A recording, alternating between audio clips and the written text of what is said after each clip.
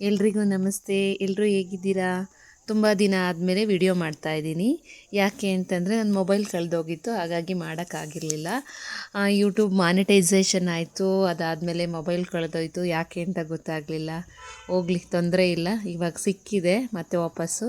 ಹಂಗಾಗಿ video start ಮಾಡಿದ್ದೀನಿ. ನಾವು ಇವತ್ತು ನಮ್ಮೂರ ಹತ್ರ ಒಂದು ಊರಲ್ಲಿ ಕೆರೆಯಲ್ಲಿ ಮೀನು ಹಿಡಿತಾಯಿದ್ರು. ಕುಚ್ಚು ಮೀನು ಅಂತ ಅಂದರೆ ತುಂಬ ನಾವು ಆಲ್ಮೋಸ್ಟ್ 5 ಇಯರ್ಸ್ ಬ್ಯಾಕೇನೋ ಈ ಥರ ತಿಂದಿದ್ದೀವಿ. ಈ ಥರ ಮೀನುಗಳು ಮಿಕ್ಸ್ ಹಾವು ಮೀನು, ಗಿರ್ಲ ಮತ್ತು ತುಂಬ ಥರ ವೆರೈಟಿ ಇದೆ. ಆ ಥರ ಮೀನು ಇವಾಗ ಫಸ್ಟ್ ಟೈಮ್ ನಾವು ತಿಂತಾ ಇರೋದು. ಅಂದರೆ 5 ಇಯರ್ಸ್ ಬ್ಯಾಕ್ ಆದಮೇಲೆ ಇದು ಫಸ್ಟ್ ಟೈಮು. ಅದು ಸಿಕ್ಕಿದ್ದೇ ಒಂಥರ ಖುಷಿಯಾಗೋಯ್ತು. ತುಂಬ ದಿನ ಆದಮೇಲೆ ಸಿಕ್ಕಿತ್ತು. ತೊಗೊಂಬಂದು ತೊಳೆದು ಅದನ್ನೆಲ್ಲ ರೆಡಿ ಮಾಡ್ಕೊತಾ ಇದ್ದೀವಿ. ಮಸಾಲೆಗೆ ನಾಟಿಯಾಗಿ ಒಳಕಲ್ಲಲ್ಲಿ ರುಬ್ತಾ ಇದ್ದೀವಿ ನೋಡಿ. ಒಳಕಲ್ಲಲ್ಲಿ ಇದಕ್ಕೆ ಕಾಯಿ, ಬೆಳ್ಳುಳ್ಳಿ ಮತ್ತು ಈರುಳ್ಳಿ, ಮಸಾಲೆ ಐಟಮ್ ಅಂದರೆ ಚಕ್ಕೆ, ಲವಂಗ, ಒಂದಿಷ್ಟು ಏಲಕ್ಕಿ, ಮೆಣಸು ಹಾಕ್ಕೊಂಡು ರುಬ್ಕೊಳೋದು, ಮತ್ತು ಶುಂಠಿ ಹಾಕ್ಕೊಳೋದು, ಕೊತ್ತಂಬರಿ ಸೊಪ್ಪು ಹಾಕ್ಕೊಳೋದು, ಮತ್ತು ಧನಿಯಾ ಪುಡಿ, ಖಾರ ಪುಡಿ ಮತ್ತು ಹುಣಸೆಹಣ್ಣು ಜಾಸ್ತಿ ಹಾಕ್ಕೋಬೇಕು. ಯಾಕೆಂದರೆ ಮೀನು ಸಾರಿಗೆ ಸ್ವಲ್ಪ ಹುಳಿ ಇದ್ದರೆ ತುಂಬ ಚೆನ್ನಾಗಾಗುತ್ತೆ. ನಾನು ಹುಣಸೆಹಣ್ಣು ಒಂದು ಎಳ್ಳಿಕಾಯಷ್ಟು ದಪ್ಪ ಅಷ್ಟು ಹಾಕ್ಕೊಂಡಿದ್ದೀನಿ. ನಾನು ಈ ಕುಚ್ಚು ಮೀನುಗಳನ್ನೆಲ್ಲ ಇದ್ದಾವಲ್ಲ ಅವನ್ನ ವಿಡಿಯೋ ಮಾಡ್ಕೊಳಕ್ಕಾಗಲಿಲ್ಲ ಅಲ್ಲಿ ಹೋಗೋದು. ಏಕೆಂದರೆ ನನ್ನ ತಮ್ಮ ಹೋಗಿ ತೊಗೊಂಬಂದಿದ್ದು, ಹಂಗಾಗಿ ನಾವು ಅದನ್ನು ಫೋಟೋ ಏನೂ ಮಾಡೋಕ್ಕಾಗಲಿಲ್ಲ. ಅದು ತಂದಮೇಲೆ ಕ್ಲೀನ್ ಮಾಡೋಬೇಕಾದ್ರೂ ಮಾಡಲಿಲ್ಲ, ಜಸ್ಟ್ ತೊಳಿಬೇಕಾದ್ರೆ ಅಷ್ಟೇ ನಾವು ತೊಗೊಳಕ್ಕಾಗಿದ್ದು ಫೋಟೋಸು ಮತ್ತು ವಿಡಿಯೋಸು. ನಾನು ಏನಾದರೂ ತೋರಿಸ್ತೀನಿ ನೆಕ್ಸ್ಟ್ ಏನಾದರೂ ಹಿಡಿದ್ರೆ ನಾವು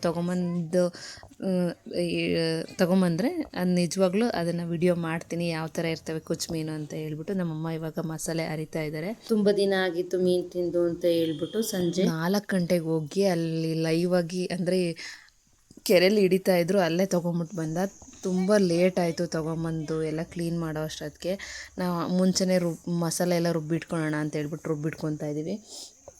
ಅದು ಆಲ್ಮೋಸ್ಟ್ ಒಂದು 6 ಗಂಟೆ ಆಯಿತು ಮಸಾಲೆ ಎಲ್ಲ ರುಬ್ಬಿಟ್ಕೊಂಡು ಅದೆಲ್ಲ ಕ್ಲೀನ್ ಮಾಡಿಕೊಂಡು ಮಾಡೋ ಅಷ್ಟೊತ್ತಿಗೆ ಕತ್ಲೆ ಆಗೋಯಿತು.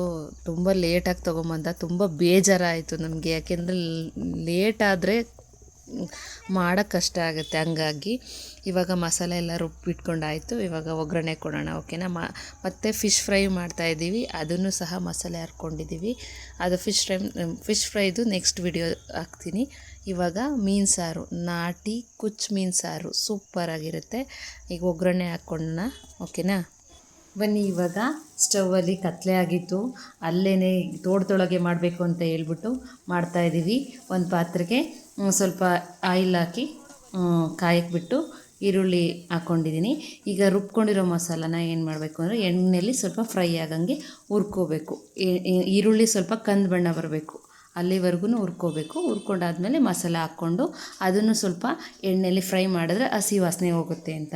ಇವಾಗ ಮಸಾಲೆ ಸುರ್ಕೊಂಡಾದ್ಮೇಲೆ ನೀರು ಎಷ್ಟು ಬೇಕು ನಮಗೆ, ಮೀನು ಎಷ್ಟು ಮುಳುಗಬೇಕು ಅಷ್ಟು. ಅಂದರೆ ನಮಗೆ ಗಟ್ಟಿಗೆ ಬೇಕು ಅಂದರೆ ಸ್ವಲ್ಪ ಗಟ್ಟಿಗೆ ನಾವು ಮಸಾಲೆ ನೀರನ್ನ ನೋಡ್ಕೊಂಡು ಹಾಕ್ಕೋಬೇಕು. ಸ್ವಲ್ಪ ತೆಳ್ಳಗೆ ಬೇಕು ಅಂದರೆ ತೆಳ್ಳಗೆ ಮಾಡ್ಕೋಬೋದು.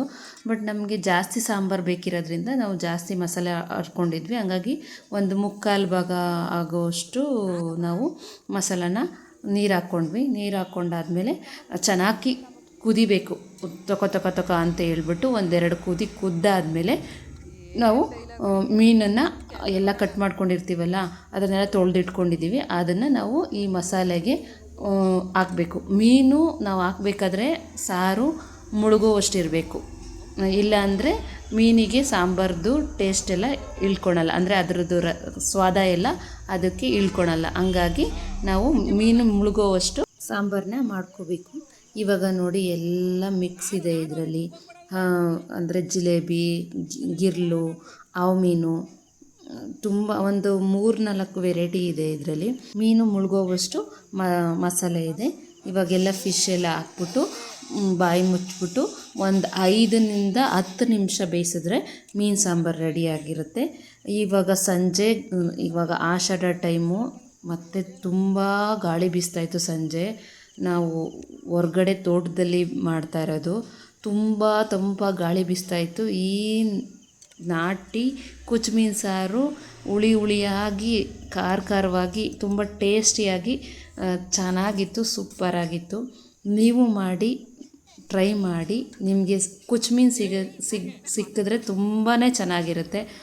ಆ್ಯಕ್ಚುಲಿ ಅದು ಸಿಗೋದು ಕಮ್ಮಿ, ಸಿಕ್ಕಿದ್ರೆ ಮಾತ್ರ ಬಿಡಬೇಡಿ, ತುಂಬ ಚೆನ್ನಾಗಿರುತ್ತೆ. ಮಾಡ್ಕೊಳ್ಳಿ, ತಿನ್ಕೊಳ್ಳಿ, ಸೂಪರಾಗಿದೆ. ಚಳಿಗಂತೂ ಸಖತ್ತಾಗಿದೆ ಸಾಂಬಾರು. ಚೆನ್ನಾಗಿ ಮಾಡ್ಕೊಂಡು ತಿಂದು ನನಗೆ ಕಮೆಂಟ್ ಹಾಕಿ. ಯಾರೆಲ್ಲ ನನ್ನ ಯೂಟ್ಯೂಬ್ ಚಾನಲ್ನ ನೋಡ್ತಾ ಇದ್ದೀರಾ ದಯವಿಟ್ಟು ಸಬ್ಸ್ಕ್ರೈಬ್ ಮಾಡಿ, ಹೀಗೆ ಸಪೋರ್ಟ್ ಮಾಡಿ. Thank you.